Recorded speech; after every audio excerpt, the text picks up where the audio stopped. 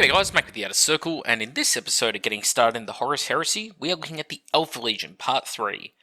This video will of course close out the Part 3 videos, but we're going to get into the Part 4s relatively quickly. This has been a fun series to make, and for those of you who are not aware, we've broken down the videos, or I've broken down the videos, essentially into how to build your Legion physically out of Games Workshop's models and such, followed by what the Legion rules are and how some of them might play or how they work.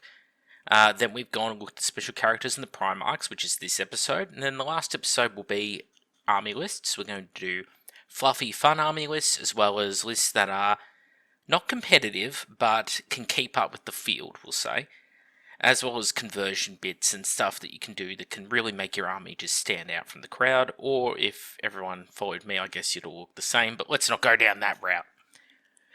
So today we're looking at the Alpha Legion, and there is 3 characters and a Primarch to go through, but of the 3 characters, one was a limited edition miniature, which was only available directly from Games Workshop and Warhammer World Events, and he is long discontinued. Really cool model called Ortelion Score. There's another model called Exodus, who, well, he never had a model. And the last one, Armelian Steinat, he does have a model, but in keeping with the tradition on these videos, if I don't have a model to show you for each of them, I will only show you the Primarch, and that's why we're here. So, let's start with Ortelion Score, since Ortelion Score is the one that has been discontinued. So, he is actually pretty good. He is a Delegatus, which means he unlocks Master of the Legion for you, so you can take a Rite of War without having to take a Praetor, for example, or another Delegatus type. And of course, being a special character, he is ever so slightly better than if you had a standard Legion Delegatus, we'll say. So, you get a little bit more bang for your buck. 125 points, you've got a 2+ save, got a 5+ invulnerable, you got a bolt pistol, and you got this interesting, unique power axe. It's not very good, but, it's fine for a power axe. And what he sort of is taken for in your army is that anyone can use his leadership of 10 when they're pinned or falling back, which is pretty good, because if they've got a line of sight to him and they use that ability, because you do need line of sight, you can potentially rally anyone in your force, anyone in your army. That, of course, is going to be very, very good for you in many different situations, because this edition is so high on morale and pinning and things like that. So that's where I think he really, really shines. He is a traitor-only model, and I think for the Alpha Legion is the only one, actually, that is a traitor-specific model. Even Alpharius can be taken by loyalists. Work that one out for yourself. I think if you're building a smaller force where you're trying to conserve points, you still want to run a Rite of War or something like that, yeah, take him, for sure. Then there is Exodus. Exodus is kind of like not Elvirax Morn, sorry, I think the other Raven Guard character, Kaitus Nex, who is a Moritat special character. This guy is a sniper special character, and there's 2 quirks about him. The first is he's not unique, which means you can technically take multiples of him. Whether it's meant to be that way because it's kind of thematic, or whether that's just a typo, I don't know, but that's how he's written currently. Now, his other thing, of course, is his abilities. He's kind of like if you took a Vigilator Consul and just dialed him up to 11. That's essentially what you're getting. Relentless, Pathfinder, Shrouded 5+, Refractor Field, Move Through Cover.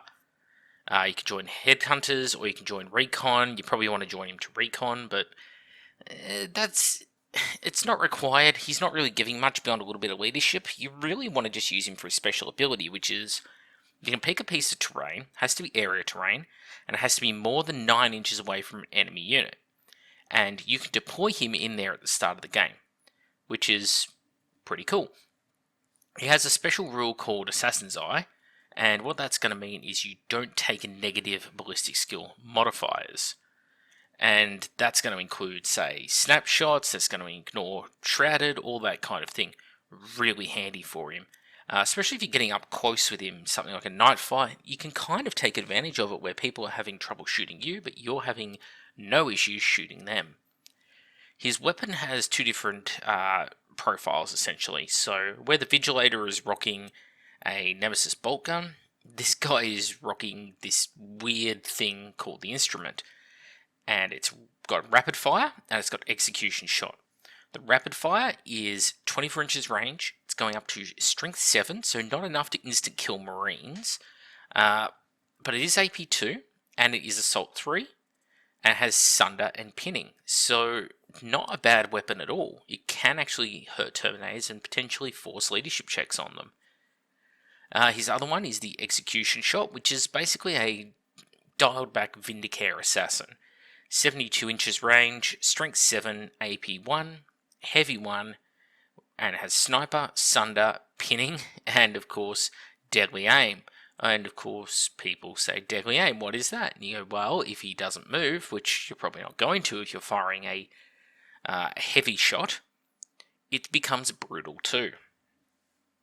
Still only strength 7 though, so it's not going to instant kill things, but it's not a bad one to have. He's actually a threat to lighter vehicles.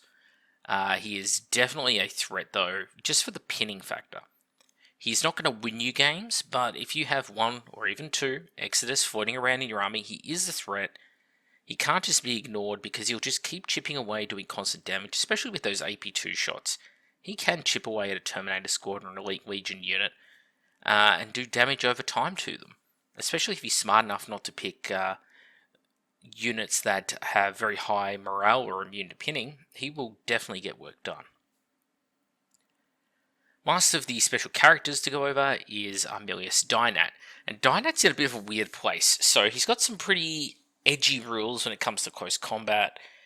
And he's going to be fighting like Strength 9 with this giant Thunderhammer of his and that. And he's also got a Power Sword to back it up, which is always a weird combination. But being Alpha Legion, he's not really melee focused and doesn't really have many rules that benefit from being in melee. I mean, yeah, Precision Strikes 4+ is great and all, but that's sort of a standard around all of these special characters. So, weird place, we'll say. But, for what he's armed with and such, he is a really cheap warlord for what he gives you. Probably better than a similar equipped Praetor. He will not kill any of your major challenge Primarchs, but he's probably pretty scary to a lot of close combat Praetors, we'll call them. Last little thing he does, of course, is his Warlord trait. He's actually very similar to one of the things Alpharius provides, which is he gives 3 units Infiltrate, Scout, and Counterattack 1, as well as an additional reaction in the movement phase. Not too shabby. Then, of course, we get to the Primarch himself, Alpharius. Alpharius used to be really, really overpowered. And he was very cheap as well in Heresy 1. And people would sit there and argue with you about this on forums and that, and ask me how I know. Because my default stance was he was the most powerful Primarch. Yeah, people would go, what about Magnus and all his psych abilities? What about, Horus? And, Alpharius just taking him gave your entire army preferred enemy. So every dice you rolled to hit and to wound, you got to re-roll the ones. That's insanely good with everything in your army, because it's scaled insanely once you started getting up to like 3,000, 4,000, 5,000 points games, and you're watching an Alpha Legion player, especially when they had a lot of plasma weapons, just absolutely going to town with it. 2.0 is a lot different. For a start, 465 points is expensive. It's right in the mid-zone for Primarchs, but for him and his stat line, it's expensive. Now, he's not bad with that stat line. He's Pale Spear, AP1, Armor Bane, Instant Death, all good abilities to have. Can't kill other Primarchs, but very good against Marines. He's got this Hydra's Spy, which is his cool little pistol, 8-inch range, Strength 8, AP3, Assault 2, Rending on a 4+, can instant kill Terminators, that's always nice. He's got the Pythian Scales, his armor, gives you a 2+ save, a 4+ invulnerable, but what's really good is immune to poison and Fleshbane. And since there's a lot of weapons out there which are very nasty, very strong weapons, but are poisoned or Fleshbane weapons, Suddenly they lose a lot of their utility. Very nice. Then you get to what he actually gives to the army. Well, like I said, or Tillion's score, Emilius Dynat. He gave you Infiltrate, Scout, and Counterattack as his warlord trait. Well, Alfarius grants himself and 3 other units Infiltrate, Scout, or Deep Strike. And then he also grants Fleet of, I think it's 2, Preferred Enemy, which is on everything, and Sudden Strike once a game to all non-vehicle units. Now, it's a much, much dialed back version of his 1.0 self there. The fact that he's doing it once per game, I always hate those rules. I feel like it should be like once per game per unit or something, but it's just, I know he calls in over the radio, fight harder, and then the whole legion for 1 turn, except for the tanks, because tanks suck apparently. They all just are better. It's a weird thing. I don't like those kind of rules. But it's neat to have, because you never know when he's going to pull it, but it's probably going to be turn 2 or 3 when everything starts getting into close combat.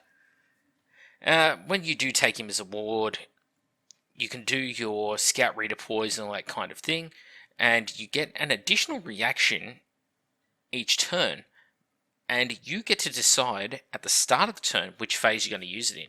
Do you want an extra assault reaction that turn? Do you want an extra shooting reaction that turn?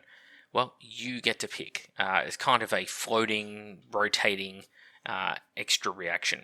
I find most people will tend to use it as a shooting reaction, probably 90% of cases. So, yeah, overall, a good Primarch, good at buffing his army, and against regular Marines and even Terminators and such, yeah, very, very scary opponent. He's one of the few Primarchs, thanks to the built-in instant death, who you can feel relatively confident throwing into enemy Terminators, especially with a good bodyguard. I still don't fully recommend that sort of thing. One person did comment on my video on the Blood Angels the other day, and I mentioned that, don't do that with Sanguinius. Like, he looks so tough and he seems so powerful, but it won't work in reality, and I had people actually in the comments saying, yeah, no, it really doesn't. For the exact reasons I stated. He went into close combat Sanguinius and he killed like 3 or 4 Terminators if he had a really good run. And then something like Fire Drakes, or even just regular Legion Terminators with Thunderhammers, just put the beat down on him, and just so many brutal wounds, That's always got to be in the back of your mind with these characters. But overall, the Alpha Legion, they're in an okay place. They are probably one of the weaker legions, but like Word Bearers, I didn't really go into this too much with Word Bearers, but like Word Bearers, it's all about sort of maximizing the buffs. The scalability of these legions is what's crucial. If you look at everything in the vacuum, which we do in these getting started initial episodes, then of course it's going to come across as a bit weak. But when you start factoring in, oh wait, if I stack this warlord trait and I use this special unit and I take this, unit from another legion and I give them this ability, and then all of a sudden things start becoming pretty nasty, because you could have something like, I don't know, 3 squads of Fulmentari Terminators stolen from the Ultramarines that infiltrate to point blank range and just start peppering the enemy with these crazy plasma missiles they have. That's a unique thing you could do with Alfarius. I'm not saying you should, I'm not saying that it is a viable idea, but it's something you could do. So keep that in the back of your mind. There are great units from other legions, like bodyguard units especially. Like, I think Iron Warriors Dominator cohorts are a really good unit, and Imperial Fist Huskarls. I think Huskarls are potentially better than Fire Drakes, because the Solarite Gauntlets being strength 10 means they can do things like instant kill Custodes. Steal that unit from the Imperial Fists, slap that in as a bodyguard to Alfarius. Hey, take revenge for Pluto, guys. Chop your hands off and everything. Anyway, I'm back with the Outer Circle. Thank you all for watching this episode. Hope you got something out of it, and we'll go into proper list building in the next episode on getting started in the Horus Heresy. See you all then.